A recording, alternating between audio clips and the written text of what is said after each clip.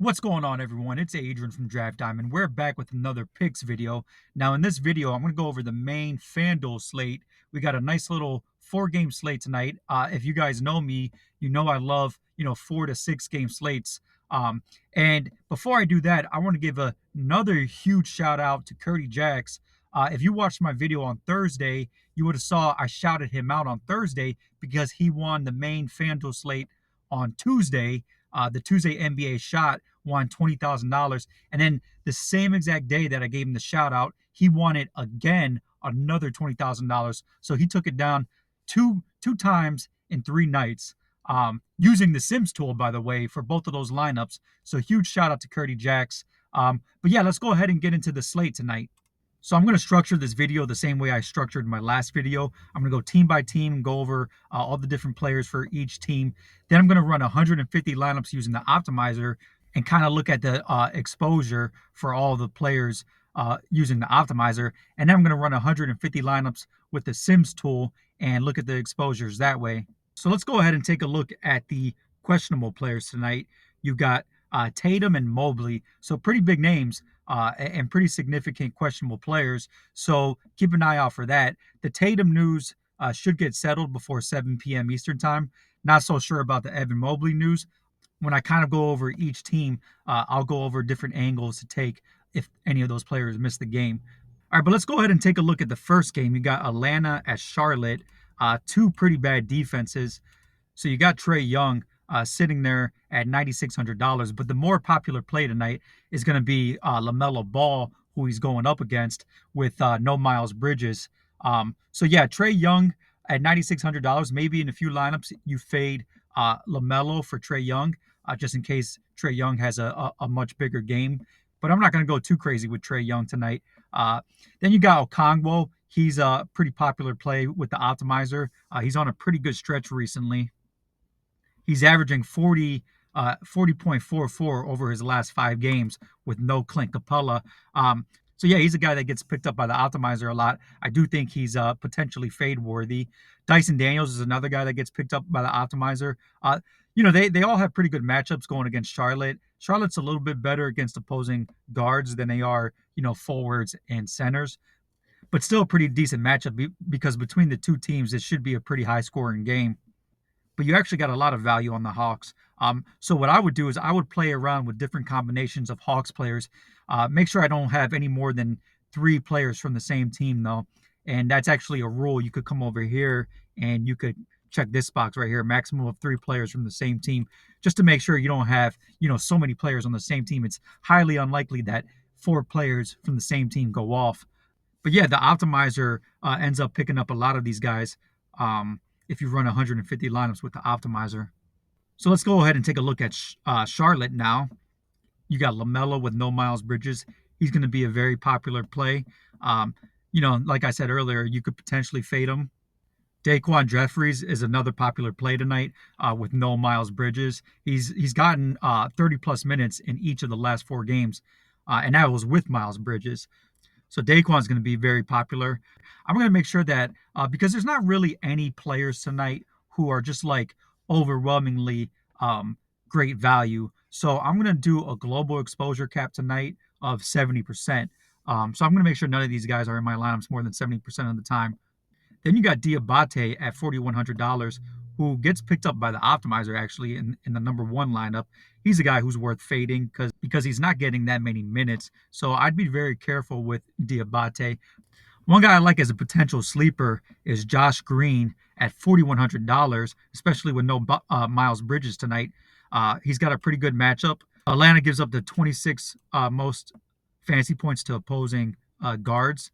And the shooting guard spot tonight, there's not a lot of value at shooting guard. So if you are going to try to get a low-owned sort of a sleeper play, the shooting guard spot is the spot to do that at. And if you look at his game log, he's giving you high 20s to 30s minutes per game. And he has 2 37-plus point games in the last 10 games. So if he gives you, 35-plus at $4,100, that's going to break the slate. Maybe you throw in Nick Smith into some of those instead of Josh Green, but I do like Josh Green a lot better than Nick Smith. But yeah, let's go ahead and take a look at the next game now. You got Brooklyn at Boston. This game has blowout written all over it. So I'd be very cautious with any player from either of these teams. But with that being said, the Nets are without Cam Thomas. I think he's out for the season, if I remember correctly. So maybe you throw in some Cam Johnson, Keon Johnson at 9.78 projected ownership. He's someone that I might throw into 10% of my lineups just because of his high upside and low ownership. And there's no Cam Thomas tonight. And if you look at his game log, he's coming off a 39 and 34-point game. So out of everyone on Brooklyn, the guy I would consider the most is Keon Johnson. But they do have an awful matchup against Boston's defense. Maybe I'll throw in 5% Cam Johnson just because now there's no Cam Thomas and he's coming off of back-to-back 40-plus point games and actually 4 40-plus games in the past 10 games. But I'm not going crazy with any of these guys because of their matchup against Boston. But let's go ahead and take a look at Boston now. And like I mentioned earlier, Jason Tatum is questionable. So if he ends up missing the game, obviously Kristaps, Derek White, and Drew Holiday get a huge boost. Maybe even some Peyton Pritchard or Al Horford or even Luke Cornett if he ends up starting. Maybe even some Hauser. I mean, you could go a lot of different directions with if Jason Tatum is out tonight. But if Jason Tatum does end up playing, I'm going to boost him up to 5% minimum exposure just in case he has a monster game because he doesn't get picked up at all in any of the top 150 lineups. I'm also going to boost Kristaps, Derek White, and Drew Holiday a little bit, even if Tatum plays. Kristaps has a pretty decent matchup. Brooklyn actually gives up the 26 most fantasy points to opposing big men. Derek White, I'm going to boost a little bit just in case he gets you 50, which he's capable of. And at $7,100, if he gets you 50, that could break the slate. Derek White and Drew Holiday are both eligible for that shooting guard spot, which there's not a lot of value at tonight. So at Drew Holiday at under $5,800, if he gives you 32 points at that shooting guard spot, that could end up being in the number one lineup. But yeah, let's go ahead and take a look at the next game now. You got Milwaukee at Golden State. Now, Giannis gets picked up in like 20% of the top 150 lineups. Same with Dame. And I like them right around that. Brook Lopez is a guy that I'm going to increase his exposure for. He didn't have good games in his last two, 21 and 9. But the game before that, he had a monster game, 50 points. He was in Curdy Jackson's winning lineup. And he was actually a guy I talked about in the last video that I want to increase my exposure for. So I'm going to do the same tonight with Brook Lopez. And then Taurean Prince is another guy if you want to increase your exposure for him at $4,200, just in case he gives you 30. I'm going to do that. But yeah, let's go ahead and take a look at Golden State now, who Steph Curry is doubtful. So I want to get a lot more exposure to Jimmy Butler with no Steph Curry, even though he's projected at 38, just because, his fantasy points are way down with Golden State. I think Jimmy has the potential to have a huge game tonight with no Steph Curry. Going up against Milwaukee, pretty big game. And historically, Jimmy Butler has done very well against Milwaukee for some reason. Draymond gets picked up by the Optimizer a lot with no Steph Curry. So I'll probably keep it that way. Now, Kuminga is also doubtful, so I'm going to get a little bit of exposure to Moses Moody. But in some of those, I might fade Moses for Podziemski, who's coming back tonight. I'm going to be cautious with him just because it's his first game back, but I might increase his exposure to 5%. Gary Payton at $4,600, low projected ownership. He's another guy I'm going to increase my exposure for. He's coming off a 35-point game and has 3 30-plus point games in his last 10 games. And with no Kuminga or Steph Curry, I think he has pretty big boom potential tonight.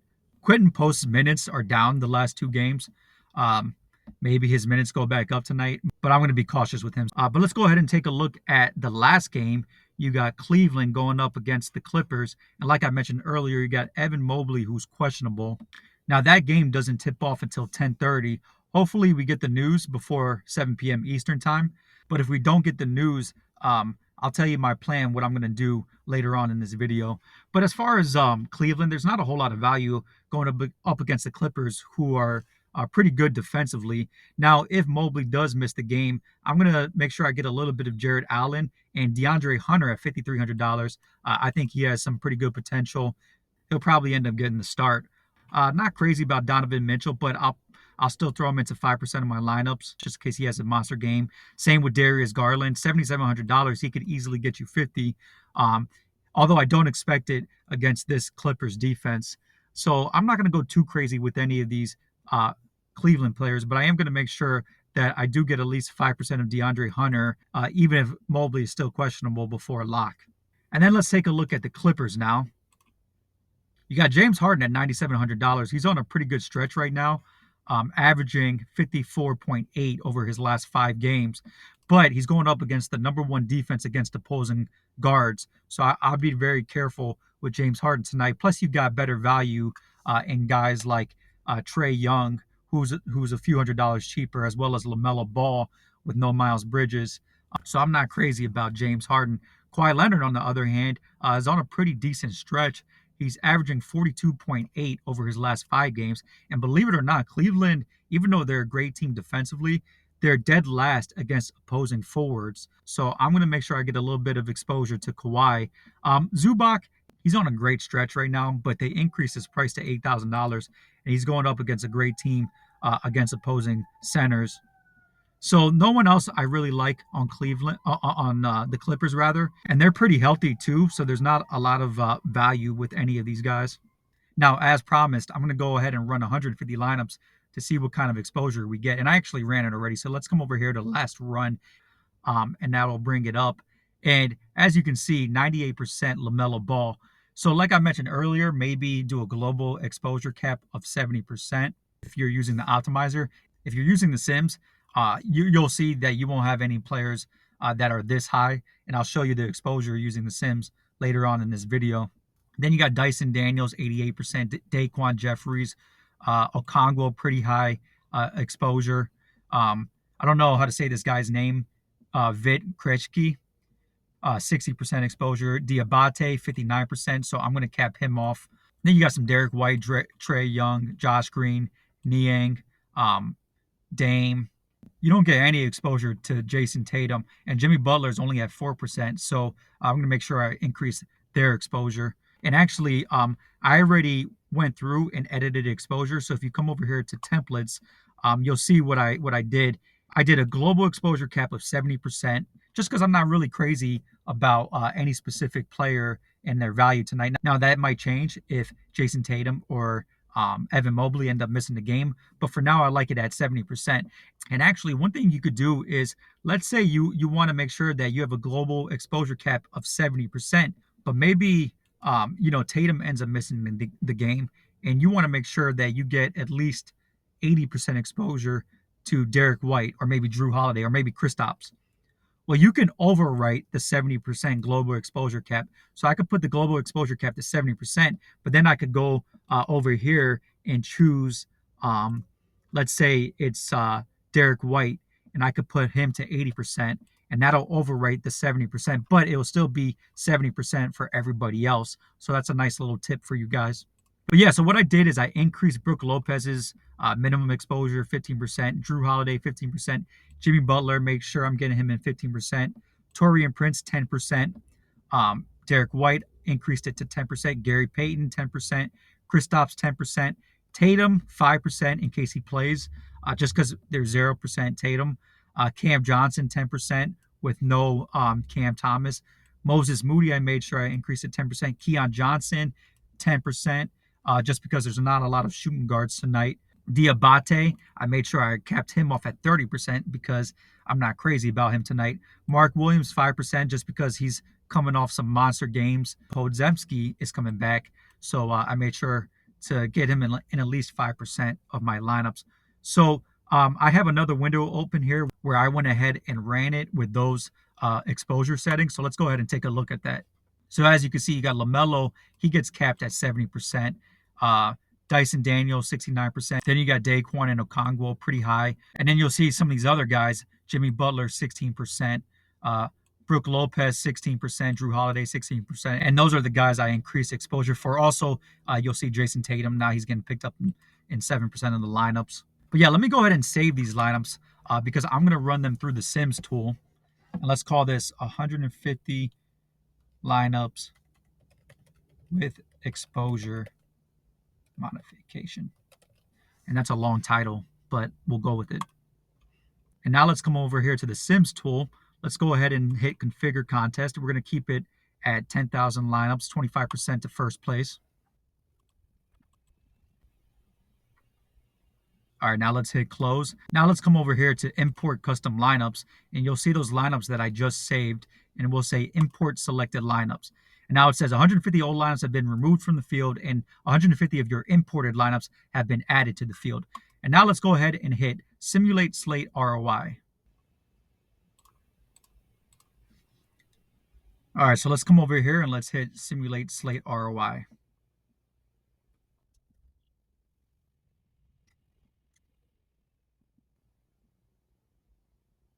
All right, so that went ahead and ran, and it automatically favorited the top 150 lineups. And you'll see all of my lineups that I imported are highlighted green. So let's go ahead and filter for those.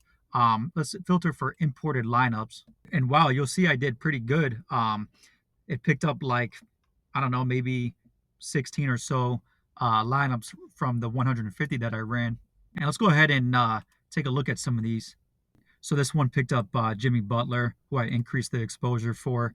Also, Al Horford popped up into it. I think that's because we faded Diabate in a bunch. Let's take a look at this next one. This one's got Taurean Prince, who we increased exposure for. Picked up Mark Williams, probably from us fading Diabate. This one's got Podziemski and Taurean Prince.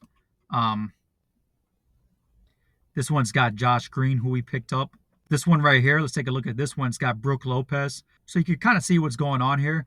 I mentioned this in this last video. I'll say it again in this video just in case you didn't watch the last video. I don't like just, running 150 lineups with my exposure settings and then just entering that into a GPP, because when you do that, you get a lot of really bad lineups, and then you're just pretty much throwing money away at that point. You do get some good lineups, but you also get a ton of bad lineups. So what I like to do instead is exactly what I just did here.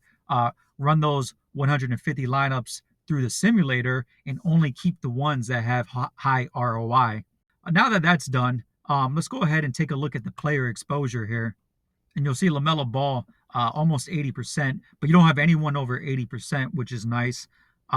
You got Daquan Jeffries, this guy right here, I don't know how to say his name, Vit Kreshki, Onyeka Okongwu, Dyson Daniels, Derek White. But let's go ahead and filter by leverage. So you got Josh Green expected at 15%, and we have him at 28%. Al Horford's another low-owned player, 5%. We have him at 14%. He's had some good games recently. He's averaging 37.3 over his last 5. And I don't know if I mentioned this earlier, but the Celtics are without Jaylen Brown, so it's really favoring Al Horford. Take a look at this, Marcus Garrett for the Hornets with no Miles Bridges at only $3,700. He's projected for 14.6, and at that price, at that shooting guard spot, which I mentioned earlier, doesn't have a lot of value. It's getting some leverage on him, so you could kind of see why it's favoring him. And I didn't even think of that earlier, but that's a good play by the Sims tool. So yeah, you could kind of see how that's working. One thing I want to do is let's find Hunter. And he's in one lineup right now. I'm going to increase him by 5 lineups. So now he's in 6 out of 150 lineups.